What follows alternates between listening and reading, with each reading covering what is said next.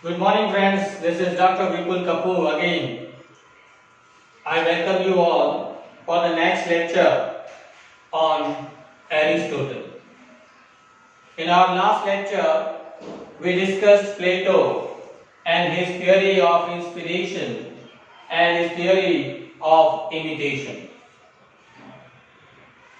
Paper number 12 is the paper for criticism, where you are going to study different important critiques of literature. And the last critique that we studied in the last lecture was Plato. And today we want to discuss Aristotle and his concept of tragedy. Friends, the name of Aristotle is not unknown to you. When you were studying in semester 4, I think we studied his concept of tragedy a little bit. But here we are going to study Aristotle's concept of tragedy in detail. When we discussed Plato, I told you that Plato was a great Greek philosopher and he was the disciple of Socrates, who was also a great Greek philosopher. Plato was living during 5th century BC, and when Plato grows up, he establishes his own educational institution, and in this educational institution, Aristotle was one of the students. So in a way, you can say that Aristotle was the disciple of Plato, and Plato was the disciple of Socrates. So we have three great generations of great philosophers in Greece in the ancient times: Socrates, Plato, and Aristotle. Plato rejected poets and poetry on the basis of theory of imitation and theory of inspiration. Plato rejected the poets and poetry by saying that poetry is based on falsehood, by saying that poetry tells lies, by saying that poetry deals with unreality, by saying that poetry deals with a world which itself is an unreal world, which is an illusion. So the point is, Plato tried to examine poetry from a philosophical point of view. Plato tried to criticize poetry from a moralistic point of view. And Aristotle was his disciple. Aristotle was his student, studying in an educational institution of Plato. But Aristotle had totally a different view about poets and poetry.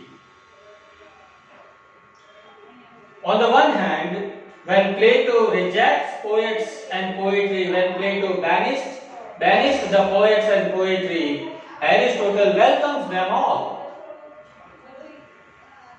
Aristotle says that poetry is not based on falsehood.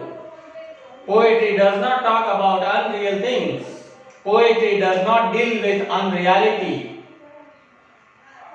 How? To understand that, you need to read Aristotle's book, which is known as the Poetics. That this is the title of the book written by Aristotle, the Poetics. In our language, we call it Kavya Shastra.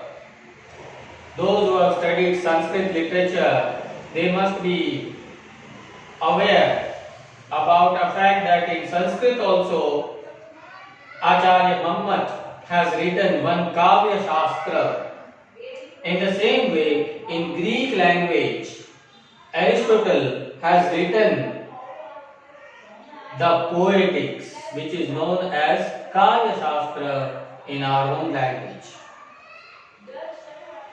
In this Poetics, Aristotle has discussed his concept of tragedy. Before we understand his concept of tragedy, you must know a little bit about what kind of a man Aristotle was. Aristotle was a versatile genius. He mastered himself in various different branches of knowledge. Whether it is a branch of knowledge of logic, he mastered it. Philosophy, he mastered it. Medicine, history, art, culture, and what not. He had an unquenchable thirst for knowledge. He studied too much, and he proved himself to be a great philosopher in his times. Not only this, let me tell you that Plato, who was Aristotle's teacher, he commented about Aristotle that all the students of my institution, they are the body, but Aristotle is the brain of this institution. I repeat it again.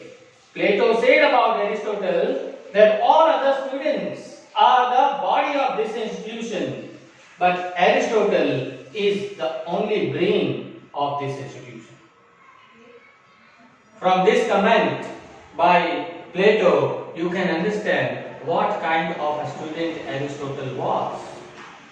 Aristotle was a scholar, was a great philosopher of his times. There is much difference between Plato and Aristotle.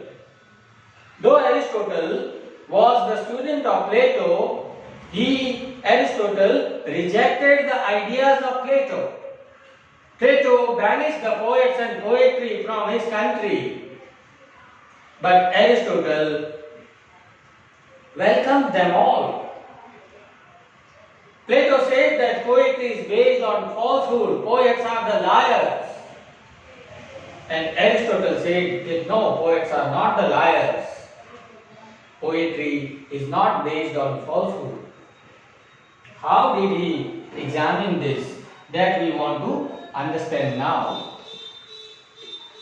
In fact, in the Poetics, Aristotle has discussed different kinds of poetry which was written in those times.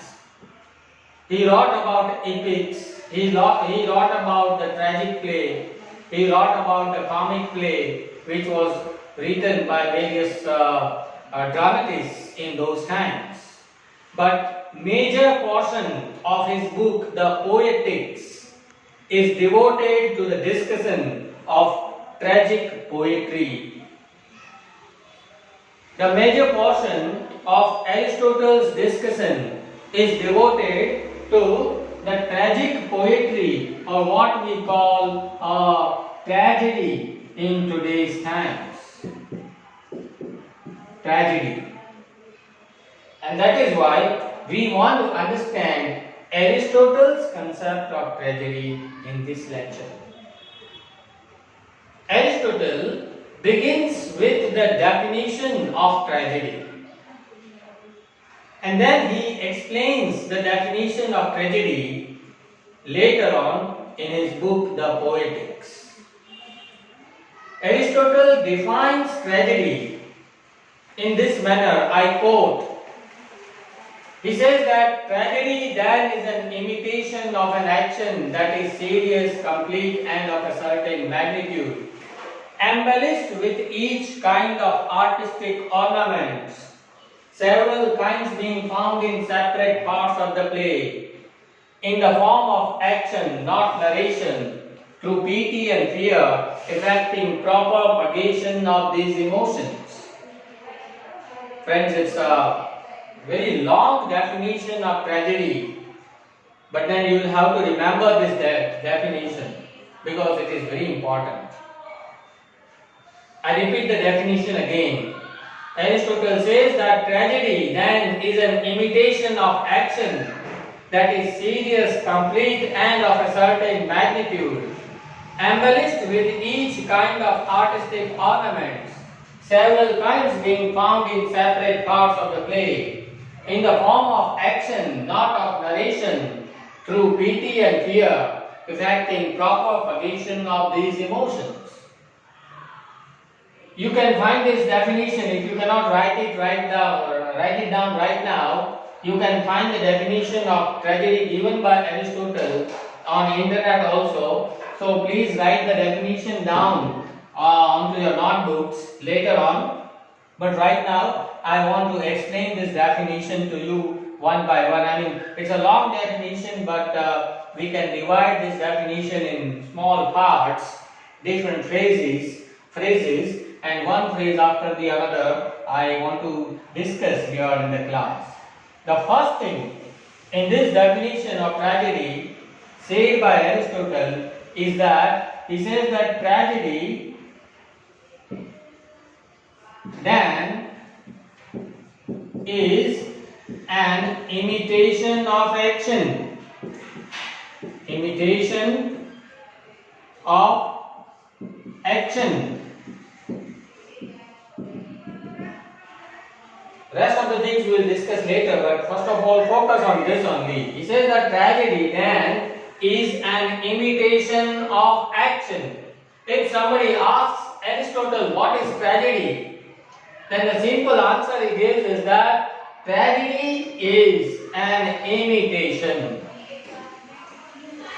What did Plato say? If you remember my last lecture, in my last lecture also, while we were discussing Plato also believed that poetry is an imitation. In fact, Plato goes to the extent of saying that poetry is twice removed from reality.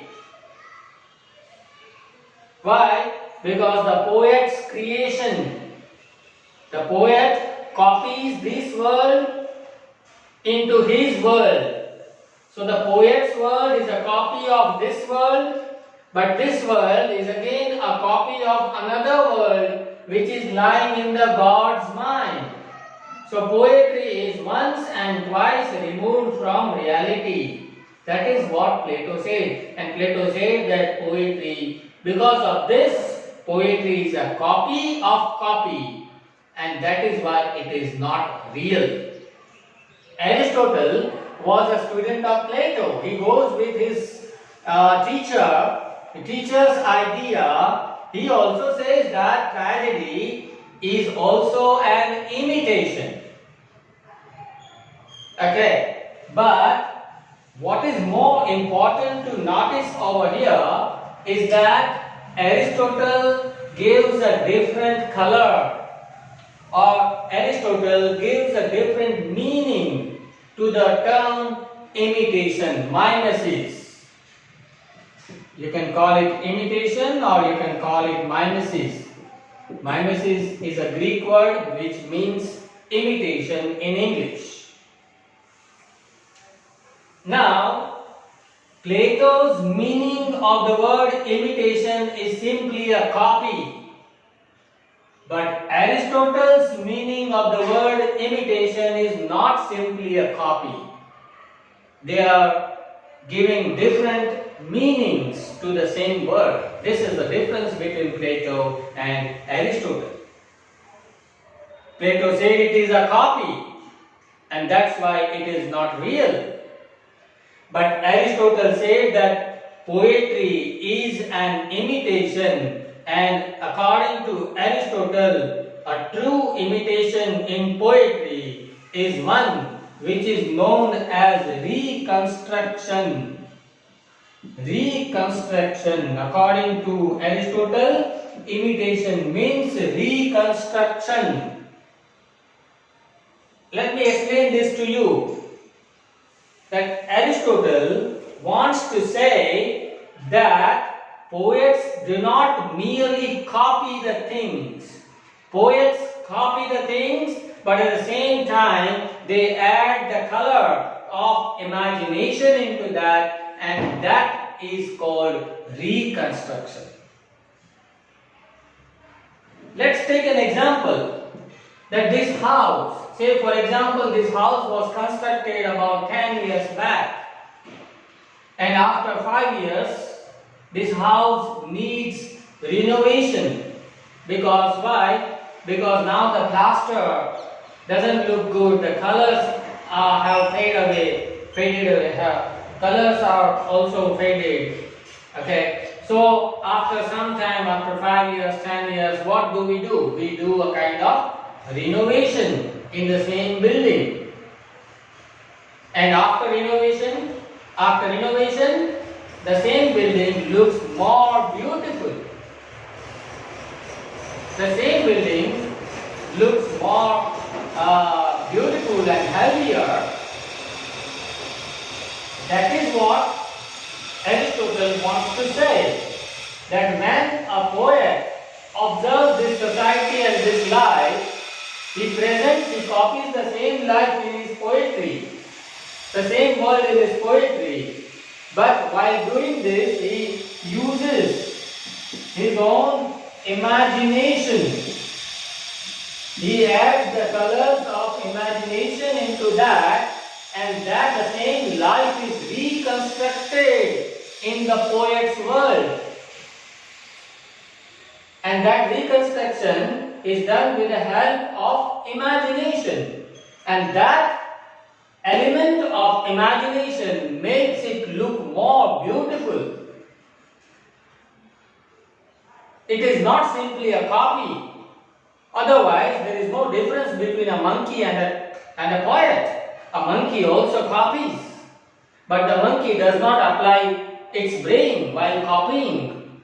But a poet, when copies the things, the poet uses his imagination and makes it look more beautiful.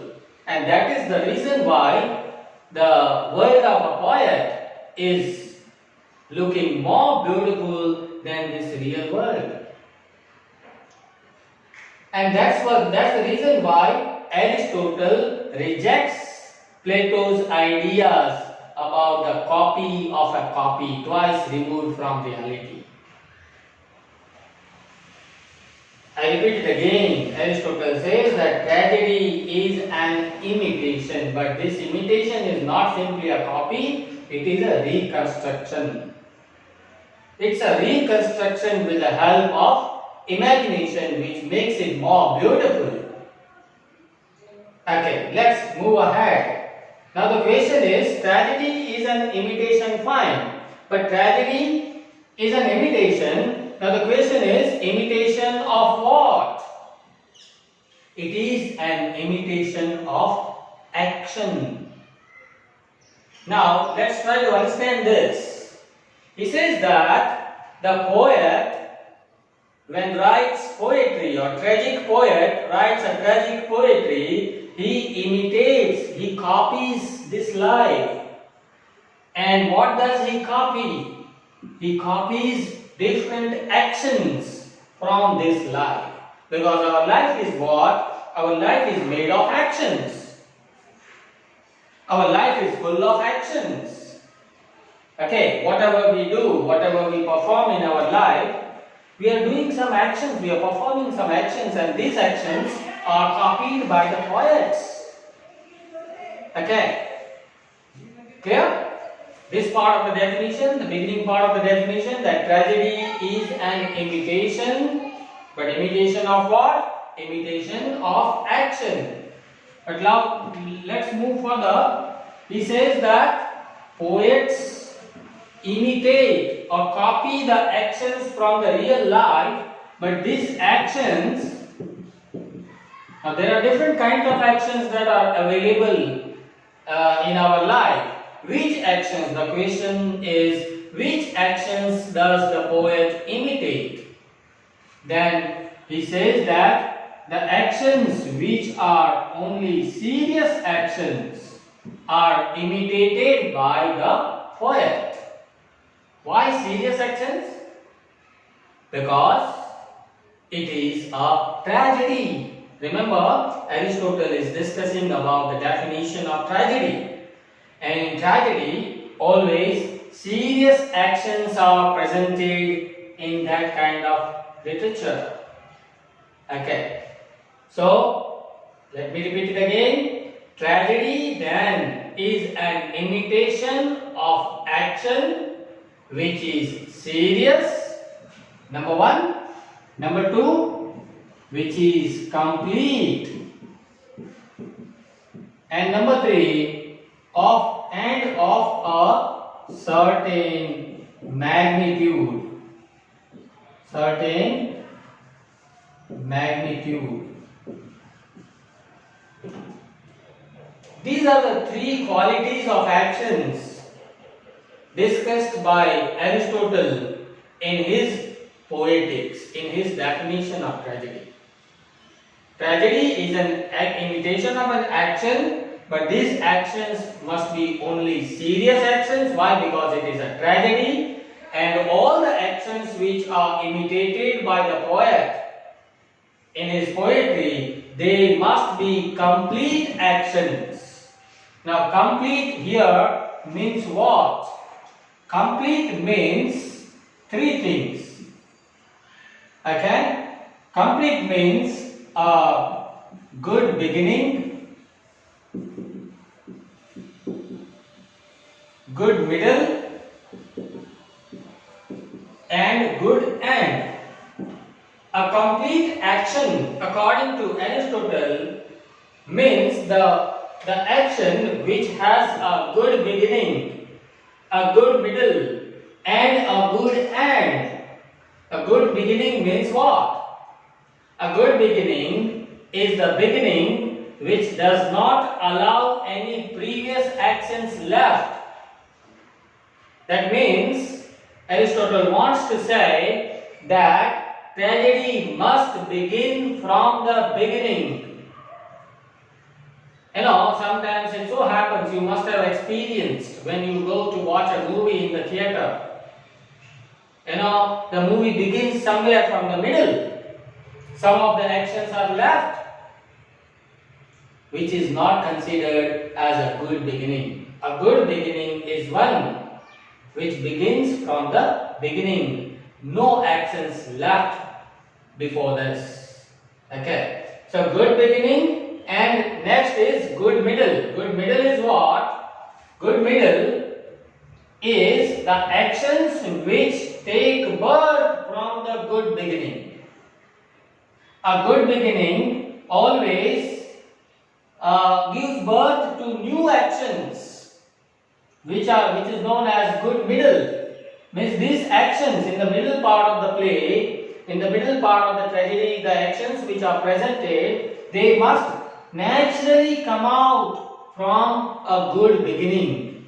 That means what? These actions presented in the beginning and the actions presented in the middle must be having some logical connection with one another.